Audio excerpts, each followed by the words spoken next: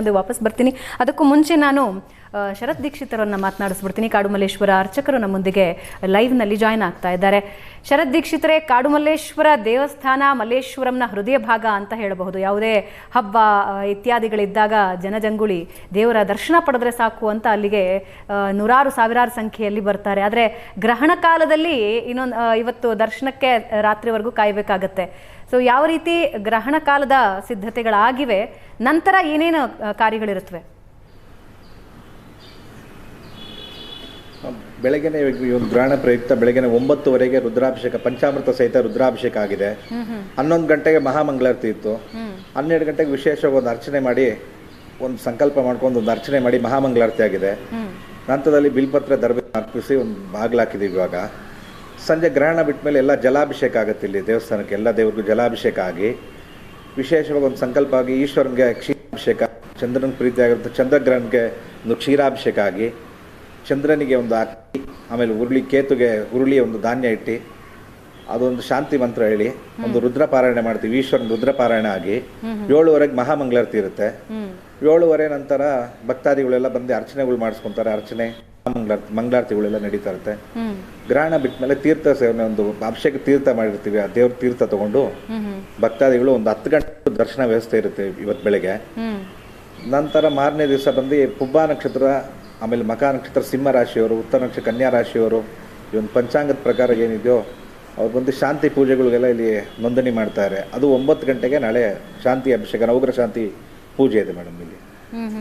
ಪ್ರತಿ ಬಾರಿಯೂ ಬರೋ ಭಕ್ತರ ಭಾವನೆ ಹೇಗಿರುತ್ತೆ ಗ್ರಹಣದ ನಂತರ ಶರತ್ ದೀಕ್ಷಿತರೆ? ಯಾಕಂದ್ರೆ ಹತ್ತಿರದಿಂದ ಬಂದು ನಿಮ್ಮನ್ನ ಮಾತನಾಡ್ತಿರ್ತಾರೆ, ರಾಶಿಗಳ ಬಗ್ಗೆ ಕೇಳಿರ್ತಾರೆ, ನಮ್ಮ ನಕ್ಷತ್ರದ ಬಗ್ಗೆ ಹೀಗಿದೆ ಅಂತ ಕೇಳಿರ್ತಾರೆ. ಏನು ಭಾವನೆ ಇರುತ್ತೆ ಗ್ರಹಣದ ಬಗ್ಗೆ ಅಲ್ಲಿನ ಭಕ್ತಾದಿಗಳಿಗೆ? ಭಕ್ತಿಯಿಂದಾನೇ ಬರ್ತಾರೆ ಎಲ್ಲರೂ. ಭಕ್ತಿಯಿಂದಾನೇ ಬಂದು ಒಂದು ಅಕ್ಕಿ ಸಮರ್ಪಣೆ, ಅಕ್ಕಿ ದಾನ ಮಾಡೋದಿರ್ಲಿ, ಅದೆಲ್ಲ ಒಂದು ಟಿವಿಲೂ ನೋಡಿರ್ತಾರೆ, ಎಲ್ಲ ಟಿವಿಗಳಲ್ಲೂ ನೋಡ್ತಾರೆ. ಬಂದು ಭಕ್ತಿಯಿಂದಾನೇ ಒಂದು ಅರ್ಚನೆ ಮಾಡಿಸ್ಕೊಂಡು ಒಂದು ಪ್ರಾರ್ಥನೆ ಮಾಡ್ಕೊಂಡು ಹೋಗ್ತಾರೆ. ಈ ಒಂದು ಗ್ರಹಣ ದೋಷ ವಾಪಸ್ ಬರ್ತೀನಿ ಶರತ್ ದೀಕ್ಷಿತ್ರೆ.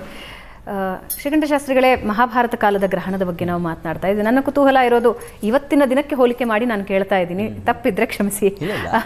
ಈಗ ಯುದ್ಧ ನಡೀತಾ ಇದೆ. ವರ್ಷದ ಮೊದಲ ಗ್ರಹಣ, ಕಳೆದ ವರ್ಷದ ಕೊನೆಯ ಗ್ರಹಣವನ್ನು ನಾವು ಎದುರಿಸ್ತಾ ಇದ್ದೀವಿ. ಗ್ರಹಣ ಕಾಲದಲ್ಲಿ ಹಿಂಗಿದ್ದ ಪರಿಸ್ಥಿತಿಗಳು ನಿರ್ಮಾಣ ಆಗುತ್ತೆ ಅನ್ನೋದನ್ನು ನಾವು ಚರ್ಚೆಯ ವಿಷಯವಾಗಿ ತಗೊಳ್ಳೋದಾದ್ರೆ, ಮಹಾಭಾರತ ಕಾಲದ ಗ್ರಹಣದ ಸಂದರ್ಭದ ಗ್ರಹಗಳ ಎರಡನ್ನು ಹೋಲಿಕೆ ಮಾಡೋದಾದ್ರೆ, ಮಹಾಭಾರತ ಕಾಲದಲ್ಲಿ ಏನಾಯಿತು ಅಂತಂದ್ರೆ ಅಲ್ಲಿ ಉಲ್ಲೇಖಗಳನ್ನು ಮಾಡ್ತಾರೆ. 13 ದಿನಗಳಲ್ಲಿ ಚಂದ್ರಗ್ರಹಣ ಸೂರ್ಯಗ್ರಹಣ ಎರಡೂ ಸಂಭವಿಸ್ತು ಅಂತಿದೆ. 13 ದಿನಗಳಲ್ಲಿ. ಹೀಗೆ ಇದನ್ನು ಕ್ಷಯತಿಥಿ ಅಂತಲೂ ಕರೀತಾರೆ. ಹಾಗಿದ್ದಾಗ ಕ್ಷಯ ಮಾಸ ಅಂತ ಹೇಳ್ತಾರೆ. ಆ ಸಂದರ್ಭದಲ್ಲಿ ಈ ರೀತಿಯಲ್ಲಿ ಚಂದ್ರಗ್ರಹಣ ನಂತರ ಸೂರ್ಯಗ್ರಹಣ 13 ದಿನದೊಳಗೆ ಬಂದರೆ, ಚಂದ್ರಗ್ರಹಣ ನಂತರ ಸೂರ್ಯಗ್ರಹಣ 13 ದಿವಸದ ಅಂತರದಲ್ಲಿ ಬಂದರೆ ತುಂಬ ರೀತಿಯ ಭೀಕರವಾದ ಯುದ್ಧ ಸಂದರ್ಭಗಳು ಆಗುತ್ತೆ ಅನ್ನೋದನ್ನು ನಾವು ಉಲ್ಲೇಖ ಮಹಾಭಾರತದಲ್ಲಿ ಕಾಣ್ತೀವಿ. ಅಷ್ಟೇ ಅಲ್ಲ, ಇನ್ನೊಂದು ಗ್ರಹಣವನ್ನು ಕೃಷ್ಣ ಪರಮಾತ್ಮ ಏರ್ಪಾಡು ಮಾಡಿಬಿಟ್ಟಿದ್ದ ಜಯದ್ರಥನ ವಧೆಯ ಕಾಲದಲ್ಲಿ ಅಂತಲೂ ಇದೆ. ಕೃಷ್ಣ ಸೂರ್ಯನಿಗೆ ಚಕ್ರವನ್ನು ಅಡ್ಡ ಹಿಡಿದು ಅವನೇ ಒಂದು ವಿಶೇಷ ಗ್ರಹಣ ನಿರ್ಮಾಣ ಮಾಡಿದ್ದ ಅಂತ. ಅದು ಬಿಡಿ, ಅದು ಅತಿರಥ ಮಹಾರಥರೆಲ್ಲ ಅಲ್ಲಿದ್ದರು, ಅಸಾಮಾನ್ಯ ವ್ಯಕ್ತಿಗಳಿದ್ರು, ಸಾಮಾನ್ಯರಲ್ಲ. ನಾವು ಗ್ರಹಣ ಅಂತಾನೆ ಅದನ್ನು ಕನ್ಸಿಡರ್ ಮಾಡಿದೆ. ಉಲ್ಲೇಖಗಳು ಅದಕ್ಕೆ ಇದ್ದಾವೆ. ವರಾಹ ಮಿಹಿರರು ಬೃಹತ್ ಸಂಹಿತ ಅಂತ ಒಂದು ಸಿದ್ಧಾಂತವನ್ನು ರಚಿಸಿದ್ದಾರೆ. ತುಂಬ ಒಳ್ಳೆ ಉತ್ಕೃಷ್ಟವಾದ ಗ್ರಂಥ. ಅದರಲ್ಲಿ ಈ ಗ್ರಹಗಳ ಯುತಿ, ಅವುಗಳ ಯುದ್ಧ, ಇವುಗಳ ಬಗ್ಗೆ ಬಹಳ ವಿಸ್ತಾರವಾದ ಮಾಹಿತಿ ಇದೆ. ಅಲ್ಲಿ ಹೇಳ್ತಾರೆ, ಒಂದೊಂದು ರಾಶಿಯಲ್ಲೂ ಗ್ರಹಣವಾದಾಗ ಯಾವ ಭಾಗದಲ್ಲಿ, ಭೂಭಾಗದ ಯಾವ ಭಾಗದಲ್ಲಿ ಭೀಕರ ಯುದ್ಧಗಳು ಸಂಭವಿಸಬಹುದು ಮತ್ತು ಯಾವ ಗ್ರಹದ ದೃಷ್ಟಿ ಇದ್ದರೆ ಆ ಗ್ರಹಾನುಸಾರ ಆಯಾ ರೀತಿಯ ತೊಂದರೆಗಳು, ಕಂಟಕಗಳು ಉಂಟಾಗುತ್ತೆ ಅನ್ನೋದನ್ನು ಸ್ಪಷ್ಟವಾಗಿ ಹೇಳಿದ್ದಾರೆ. ನಾವೇನೋ ಗ್ರಹಣ ಕನೆಕ್ಟ್ ಮಾಡ್ತಾ ಇದ್ದೀವಿ ಯುದ್ಧಕ್ಕೂ ಅದಕ್ಕೂ, ಇದಕ್ಕೇನು ವಿಚಿತ್ರವಾದ ಇದೆಯಾ ಅಂತಂದರೆ ಬೃಹತ್ ಸಂಹಿತ ಗ್ರಂಥವನ್ನು ತೆಗೆದು ನೋಡಿದ್ರೆ ನಮಗೆ ಆಧಾರ ಸಿಗುತ್ತೆ. ಇದು ಕಾಕತಾಳೀಯ ಅಂದ್ಕೊಂಡವರಿಗೆ ಕಾಕತಾಳೀಯ, ನಿಜ ಅಂದ್ಕೊಂಡವರಿಗೆ ನಿಜ. ಅದು ಅವರವರ ಮನಸ್ಸಿನ ಭಾವನೆಗಳಿಗೆ ಯದ್ಭಾವಂ ತದ್ಭವತಿ ಅಂತೀವಲ್ಲ, ಆ ರೀತಿಯಲ್ಲಿ ಬಿಟ್ಟದ್ದು. ಆದರೆ ಆಧಾರ ಅಂತೂ ಬೃಹತ್ ಸಂಹಿತಾ ಗ್ರಂಥದಲ್ಲಿ ಕೊಡ್ತಾರೆ. ಈಗ ಗ್ರಹಣ ಸಂಭವಿಸ್ತಾ ಇರೋದು ಸಿಂಹರಾಶಿಯಲ್ಲಿ. ಸಿಂಹರಾಶಿಯಲ್ಲಿ ಗ್ರಹಣ ಸಂಭವಿಸಿದರೆ ಬೃಹತ್ ಸಂಹಿತಾ ಗ್ರಂಥದಲ್ಲಿ ವರಾಹಮಿಹಿರರು, ಇದ್ಯಾರೋ ಸಣ್ಣ ಪುಟ್ಟ ಜ್ಯೋತಿಷಿಗಳು ಹೇಳ್ತಾ ಇರೋದಲ್ಲ, ವರಾಹಮಿಹಿರರು ಜ್ಯೋತಿಷಕ್ಕೆ ಅದಕ್ಕೊಂದು ತಿರುವನ್ನು ಕೊಟ್ಟಂತಹ ಮಹಾಜ್ಞಾನಿಗಳು, ಋಷಿಗಳು. ಅವರು ಹೇಳ್ತಾರೆ, ಸಿಂಹರಾಶಿಯಲ್ಲಿ ಗ್ರಹಣವಾದರೆ ವನ ಪ್ರದೇಶಗಳಲ್ಲಿ ತೊಂದರೆಗಳು ಉಂಟಾಗುತ್ತೆ. ರಾಜರಿಗೆ, ಯಾಕೆಂದರೆ ಸಿಂಹರಾಶಿ ಸೂರ್ಯನ ರಾಶಿ, ಸೂರ್ಯ ರಾಜಗ್ರಹ ಅಂತ ಕರೀತಾರೆ. ಹೀಗಾಗಿ ಸೂರ್ಯ ಏನನ್ನು ಪ್ರತಿನಿಧಿಸ್ತಾನೆ ಅಂದರೆ ರಾಜರನ್ನು ಪ್ರತಿನಿಧಿಸ್ತಾನೆ. ರಾಜರು ಅಂದರೆ ಈಗಿನ ನಾಯಕರು ಅಂತ ನಾವು ಅದನ್ನು ಹೋಲಿಕೆ ಮಾಡ್ಕೊಳ್ಬಹುದು, ಸಾಮ್ಯತೆ ಕಂಡುಕೊಳ್ಬಹುದು. ಅಂಥ ಅವರಿಗೆ ತೊಂದರೆ ಆಗ್ತಕ್ಕಂತಹ ಸಾಧ್ಯತೆಗಳನ್ನು ಹೇಳುತ್ತೆ. ಜೊತೆಗೆ ಈ ಗ್ರಹಣಕ್ಕೆ ಯಾವ ಗ್ರಹದ ದೃಷ್ಟಿ ಇದೆ ಅದನ್ನು ನೋಡಬೇಕು. ಕುಜಗ್ರಹದ ದೃಷ್ಟಿ ಇದೆ. ಕುಜ ಬೆಂಕಿ ಗ್ರಹ, ಅದು ರೆಡ್ ಪ್ಲಾನೆಟ್ ಅಂತ ವಿಜ್ಞಾನವೂ ಒಪ್ಕೊಂಡಿದೆ. ನಮ್ಮ ಶಾಸ್ತ್ರಗಳಲ್ಲೆಲ್ಲ ವಿಚಿತ್ರವಾಗಿದೆ. ಅವನು ಆ ರೀತಿಯ ಬೆಂಕಿಯ ವಾತಾವರಣವನ್ನು, ಅಂಥ ಒಂದು ಅವಘಡಗಳನ್ನು ಸಂಭವ ಉಂಟಾಗುತ್ತೆ ಅನ್ನೋದನ್ನು ಅವರು ಉಲ್ಲೇಖ ಮಾಡಿದ್ದಾರೆ. ಮತ್ತು ಯಾವ್ಯಾವ ಪ್ರದೇಶಗಳಲ್ಲಿ ಅಂತ, ನಮ್ಮ ಈಗಿನ ಅಹಮದಾಬಾದು, ಗುಜರಾತು, ಗೋದಾವರಿ ತೀರ ಪ್ರದೇಶಗಳು, ಇಂಥ ಕಡೆ ಫಾಲ್ಗುಣ ಮಾಸದಲ್ಲಿ ಗ್ರಹಣವಾದರೆ, ಈ ಫಾಲ್ಗುಣ ಮಾಸ ಇದು, ಈ ಮಾಸದಲ್ಲಿ ಅಲ್ಲಿ ಎಲ್ಲ ಹೇಳಿದ್ದಾರೆ.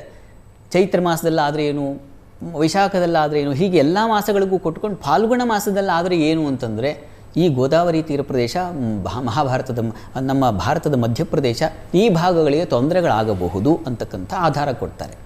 ಇನ್ನೂ ಒಂದು ಆಧಾರ ಇದೆ, ಅದು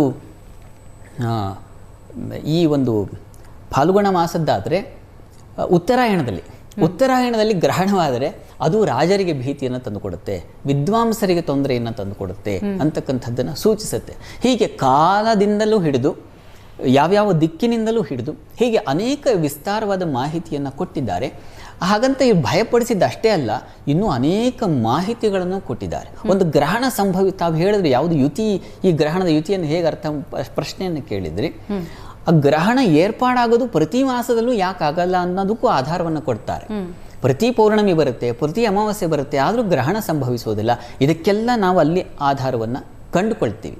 ಅದೊಂದು ಶರ ಅಂತ, ಒಂದು ಗೆರೆಯೋಪಾದಿಯಲ್ಲಿ ಸ್ಫುಟ ಅಂತ ಕರೀತಾರೆ. ಇಷ್ಟೇ ರೇಖೆಯೋಪಾದಿಯಲ್ಲಿರುತ್ತೆ.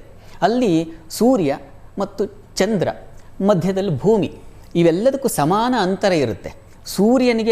ಸೂರ್ಯ ಯಾವ ಚಲಿಸ್ತಾ ಅದೊಂದು ಕಲ್ಪನೆ ಚಲಿಸ್ತಾ ಇರತಕ್ಕಂಥದ್ದನ್ನು ಕ್ರಾಂತಿ ವೃತ್ತ ಅಂತ ಕರೀತಾರೆ.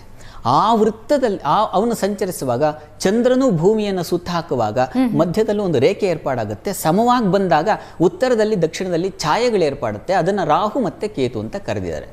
ಇದು ರಾಹುಕೇತು ನಮ್ಮ ಪೌರಾಣಿಕದಲ್ಲ, ವರಾಹಮಿಹಿರ ಹೇಳ್ತಾರೆ ಅವು ರಾಕ್ಷಸರಲ್ಲ, ಅದು ಸಂಪಾತ ಬಿಂದುಗಳು ಅಂತಕ್ಕಂಥ ಆಧಾರವನ್ನು ಕೊಡ್ತಾರೆ. ಹೀಗೆ ಅದು ವಿಜ್ಞಾನ, ಇದು ಯಾವುದು ಮೌಢ್ಯತೆ ಅಲ್ಲ.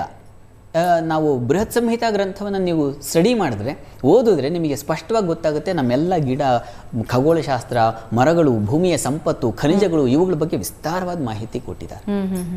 ಚರ್ಚೆ ಮುಂದುವರಿಸ್ತೀವಿ. ಇದರ ಜೊತೆಗೆ ಮತ್ತೊಂದು ಕುತೂಹಲ ಏನಂದರೆ, ಕಶ್ಯಪರು ಆರಂಭದಲ್ಲಿ ಹೇಳಿದ್ರು ನಾಯಕರುಗಳ ಬುದ್ಧಿಯ ಮೇಲೆ ಪ್ರಭಾವ ಬೀರುತ್ತೆ, ಅದರಿಂದಾಗಿ ಪರಿಣಾಮಗಳು ದೊಡ್ಡದಾಗಿರುತ್ತೆ ಅಂತ. ಅದರ ಒಂದು ಪರಿಣಾಮ ನಾವು ಖಂಡಿತ ನೋಡ್ತಾ ಇದ್ದೀವಿ. ಹಾಗಾದರೆ ಮುಂದಿನ ದಿನಗಳಲ್ಲಿ ಏನು ಕಾದಿರುತ್ತೆ? ಈ ಒಂದು ಗ್ರಹಣದಿಂದಾಗಿ ಎಷ್ಟು ದಿನಗಳ ಕಾಲ ನಾವು ಸಮಸ್ಯೆ ಅಥವಾ ಪರಿಣಾಮಗಳನ್ನು ಎದುರಿಸಬೇಕಾಗುತ್ತೆ? ಹೇಳೋನಿದ್ದೆ ನಾನು. ಬರ್ತೀನಿ ಕಶ್ಯಪ್ರೆ, ಮಾತಾಡ್ತೀನಿ. ಒಂದು ಚಿಕ್ಕ